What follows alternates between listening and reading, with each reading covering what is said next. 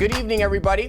Welcome to your program, Business Intelligence. This is your host, Jonathan Diolia. Today we're going to be speaking about a very, very relevant topic, the topic of taxes.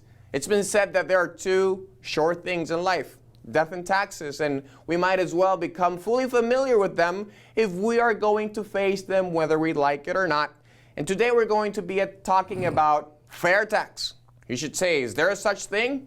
That sounds like an oxymoron, right? Fair tax. But yes, there is the idea of such a thing. And to educate us about the concept of fair tax, we have a very special guest, a very successful businessman and a dear friend of mine, Alan Thompson. Welcome, Alan. How are you? Thank you, Jonathan. Fine. It's a pleasure to have you here. Thank you. It's been a long time coming. It certainly has. But we finally made it happen. Good. Yes. So tell us about fair tax. Well, I'll tell you, Jonathan, fair tax is a concept of eliminating all income taxes and replacing them with a federal sales tax at the retail level. So instead of a front load tax, we have a back end tax? Is that it? Well, no, because it is a totally different concept. Mm-hmm.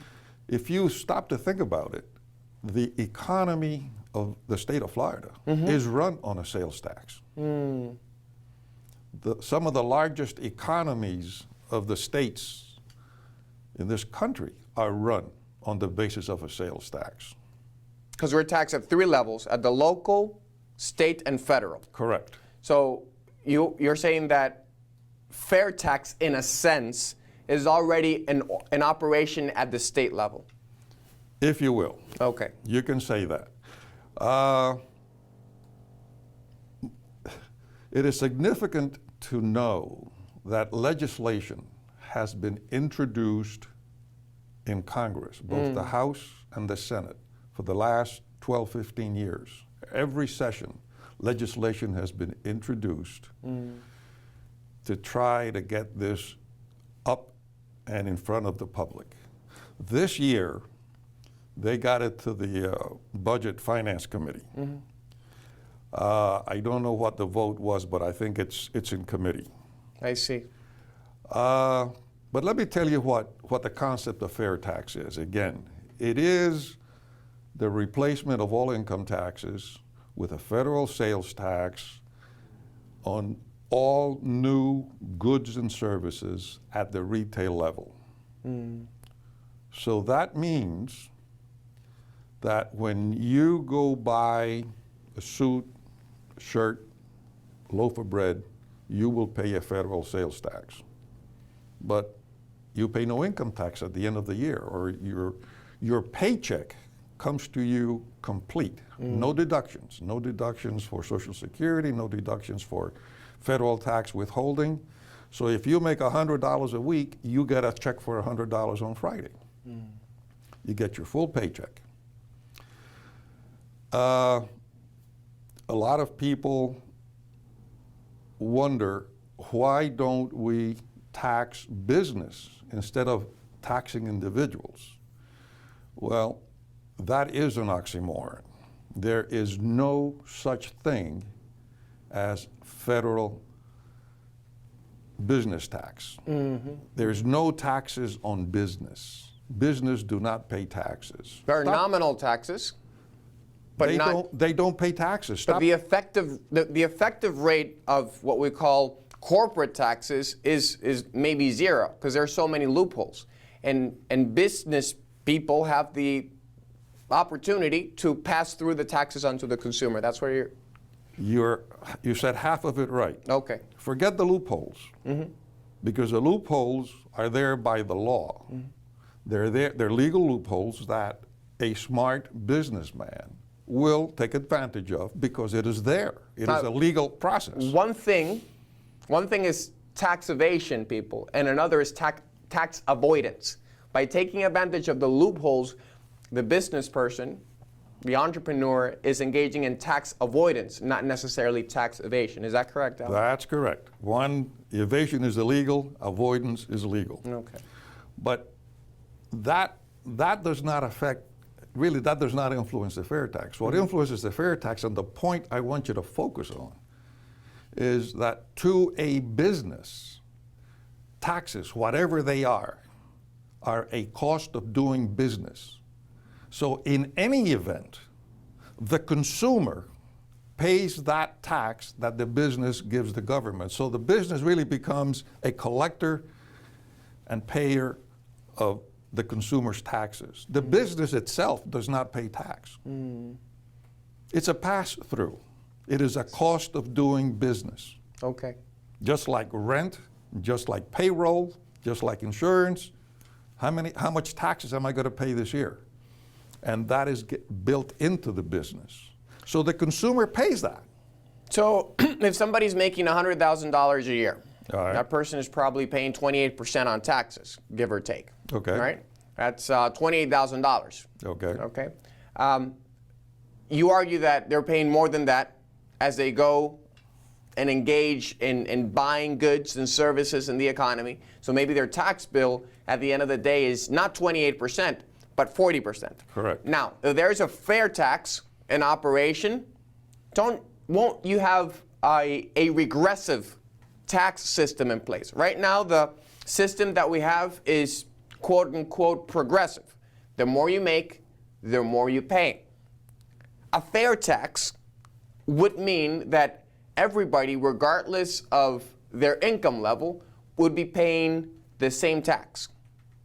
Is that correct? And that's one of the major objections I understand that have put a hindrance on the implementation of this idea. Okay. When you say it is regressive, I take issue with it, because the way I look at it is that everyone will pay the same tax percentage on what they consume. So those that make more money consume more and they pay more. Those that make less money consume less and will pay less.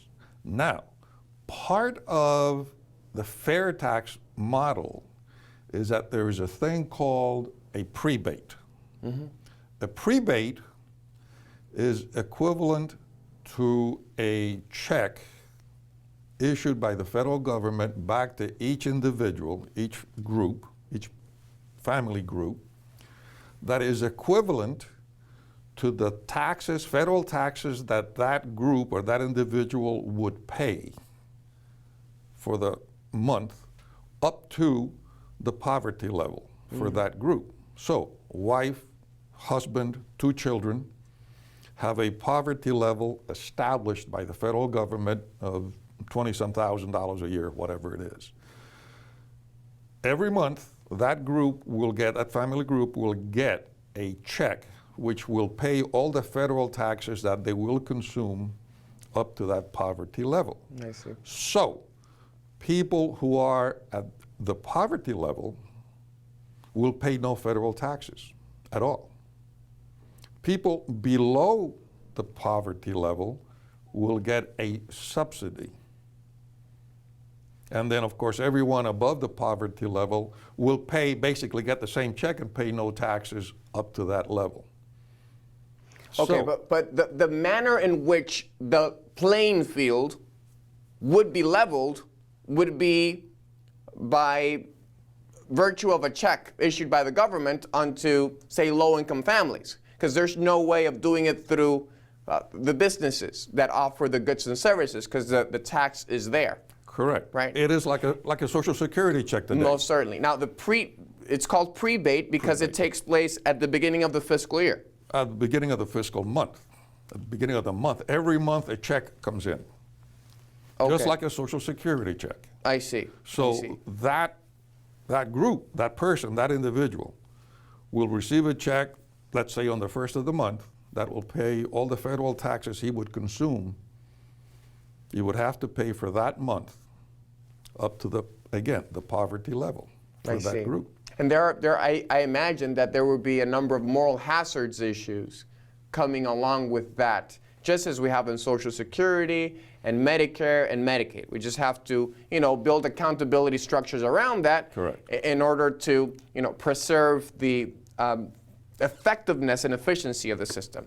That sounds great. People, don't move from your chairs. We'll be right back with more of Alan Thompson and this very interesting topic of fair tax. Thank you very much. Don't move. We'll be right back in a second.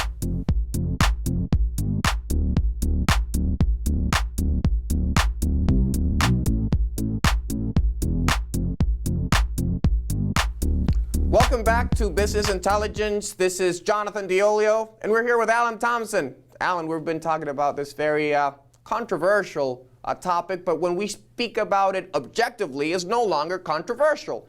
It's all but that. It is commonsensical, rather. Now, there are a series of positive externalities, if you will, when it comes to implementing the fair tax. Talk about those positive externalities. Well, the first thing that comes to mind is that you virtually eliminate the underground economy. When you talk about your drug lords, they pay no taxes on all the money they make. But with the fair tax system, when he goes to buy that fancy foreign car, he's going to pay federal sales tax on that fancy foreign car. So the underground economy is virtually eliminated. You have now broadened your tax base. And that is fair not only at the level of the taxes that are collected, but also at the level of kind of evening the burden for all of us, citizens of this great country, yes? Because the drug lord, even though at the present moment he doesn't pay taxes, he does use medical services. He does use roads and bridges, and his kids probably go to public school. So those that are in some way, shape, or form evading taxes are still making use of our tax dollars. Correct. By virtue of implementing the fair tax, there will be no way around paying the fair share that everybody should be paying. That's correct. Beautiful. That's correct. Beautiful. Now, this sounds very straightforward. I don't understand why it has not been implemented. Why there has not been enough talk about fair tax in mainstream media. Well, my thought is that there are some powerful forces working against it. First of all, when you implement the fair tax, politicians lose the ability to manipulate the taxes. No longer will the government give an industry sector a tax break by either not charging in the same amount of taxes to that sector as they do to the others, by manipulating the economy with taxes. Congress would lose that ability because everybody pays the same sales tax. They would have to find a new vehicle to give incentives to move the economy around. But it takes away their ability to manage that. And that's very interesting. At the level of the state of our democracy, I think we would have a much healthier democracy. Because at the end of the day, we're going to be able to make objective political decisions and business decisions. Because right now, the system is rife with irregularities, if you will, and that hinders our ability to engage in objective cost-benefit analysis in terms of dollars and cents and in terms of the character of the people that we elect in office. So this fair tax sounds like something coming directly from the third heaven for the benefit of us living on earth. That's a good way to put it. But yeah, it takes that away from the politicians, that ability to play with the taxes, because it is one tax rate for everyone on all goods and services consumed. So the Democrat goes to the public, to his constituency, and says, "Oh, let's tax the rich because they're not paying enough, and we need to improve the services. We need to engage in programs of social uplift for y'all." And the Republican goes and says, "Oh, let's cut taxes because we need a pro-growth business environment. I think businesses are paying too much taxes. If they're taxed less, then we're going to, decrease unemployment and all that." So if fair tax comes into play, that rhetoric is no more. It is no more. So what are politicians going to be talking about? Maybe doing some good legislation instead of tax legislation. I think that the time has come and the time is now. The other issue is there are people who make a livelihood out of servicing the tax industry. Mm-hmm. Those people would undoubtedly be affected. The ones that would be also affected directly would be federal employees that work for the IRS, because there would be no need for an IRS in the future. So IRS agents would be made redundant? Yes. Because there would be, who's going to do the IRS's job then? Well, of collecting taxes? Well, the tax collection is done at the retail sales level, at the retail level. Just like today in Florida, when you go anywhere and you buy something, you pay a Florida state tax, which has also a county or local tax component added onto it. That money is collected by the business selling you the product. Mm-hmm. They pay it back to the state, which is an auditable transaction, mm-hmm. and the state keeps its share and transfers the money back to the local agencies that they collect. Similarly, they would take the federal component and transfer it to the federal government. Therefore, in a streamlined fashion. Yes, just like they do it with the county, they would do it with the federal government. I see. So there is your collection point.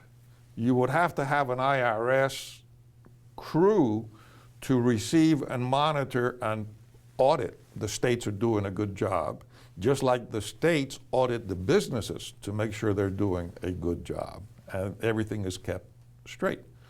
So you've eliminated a number of people who make a livelihood out of taxes.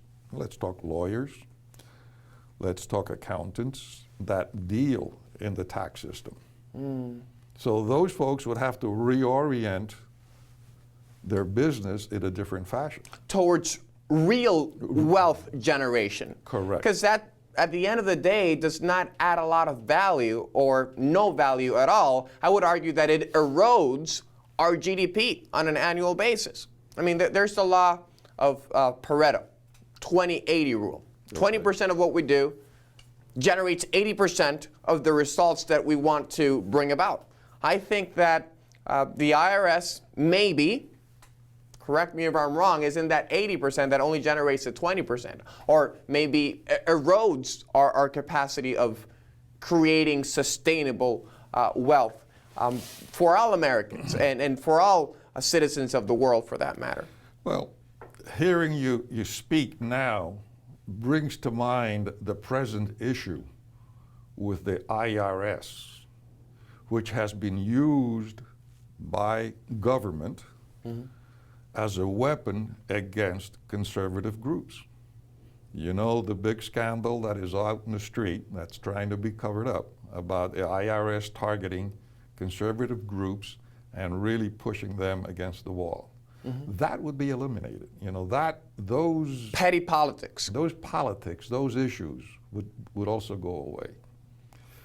But you also reminded me of a conversation I had some time ago. The only individual that I have spoken to and explained the process and has told me blatantly, I don't like it, was a fella, and I asked him, tell me, why don't you like the system? Why don't you like this concept? You're not going to name names? No, I'm not going to name names. But his answer was, I think that taxation is a social exercise in wealth redistribution. It is here to take from the rich and give to the poor. That is what taxes are for. This was his answer. And my answer to him was, you should move to Venezuela. Quite frankly. Yes. That's what you have. But you do agree that we need to, in some way, shape, or form, create safety nets for certain groups that, for reasons maybe beyond their control, have been faced with a number of, obstacles for their personal and professional and educational development. Well, I can't think of a particular case, but you say education. In the present sense, education would be treated as an investment, not as an expense.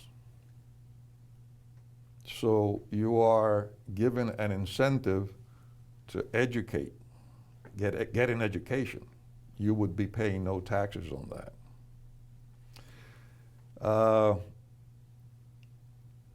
Right now, the cost of education is through the roof.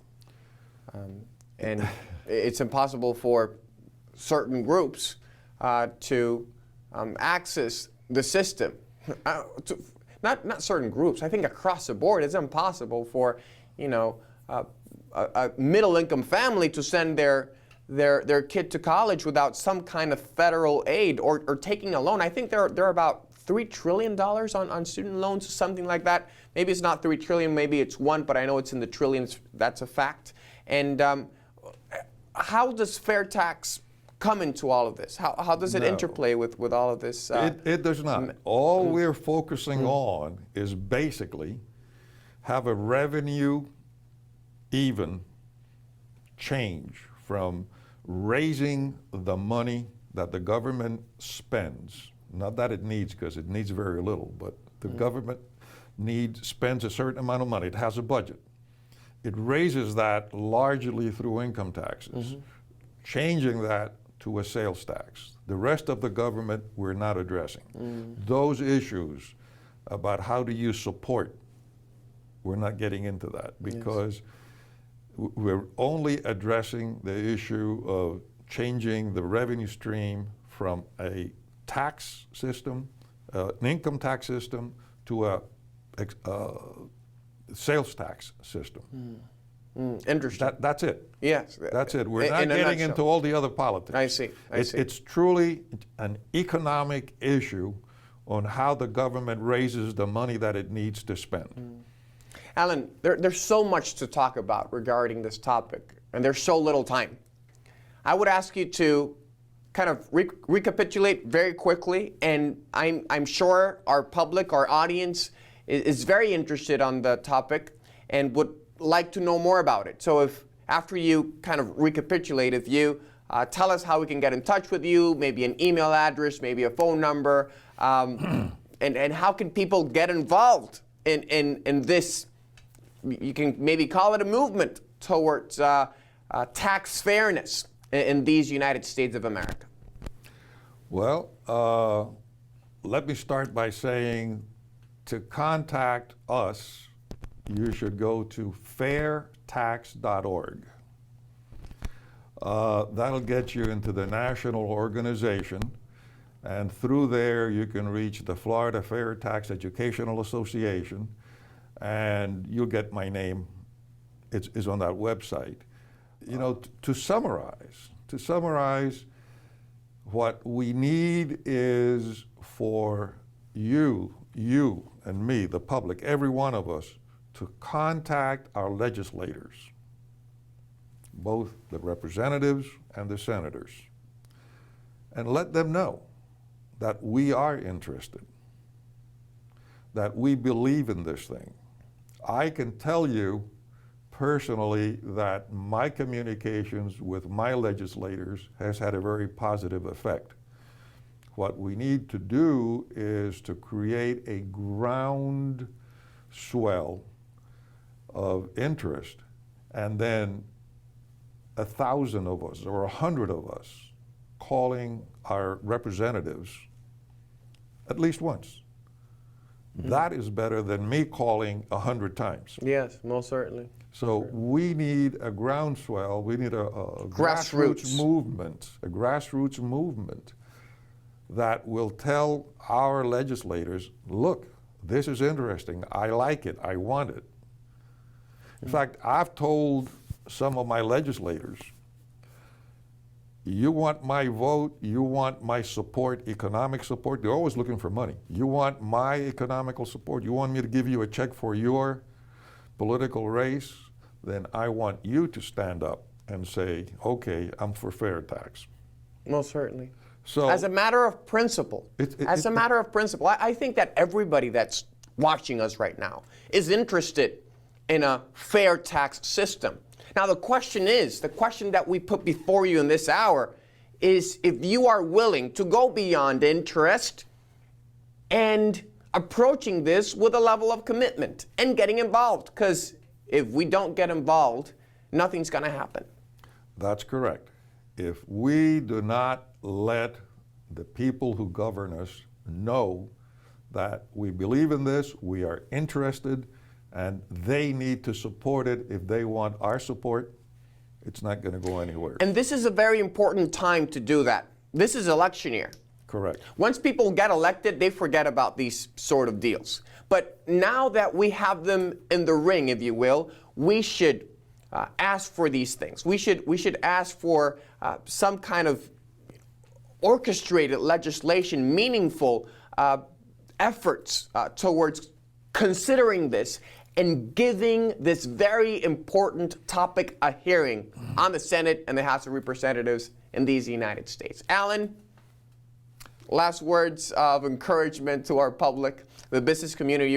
We didn't speak about your trajectory as a businessman, but you are a very seasoned entrepreneur. I've been drinking from this fountain of wisdom for a couple of years now, and maybe we'll have you back and talk about business intelligence per se, and how can we kind of approach our entrepreneurial ideas with structure and with wisdom, and also with a heart for giving back to our community, not by virtue of giving fishes out, but by giving lessons and fishing poles. That's what you like to do. Right. Empowering people, yes, rather than merely indoctrinating them. Alan, thank you very much. Thank you very much, Jonathan. Don't be a stranger to this program. We'll try not to be. Most certainly. Well, thank you very much, everybody. And remember this, that thoughts become things. Thoughts become things. If you conceive it in the inside, you achieve it in the outside. So think on the bright side and have a great life. See you next time.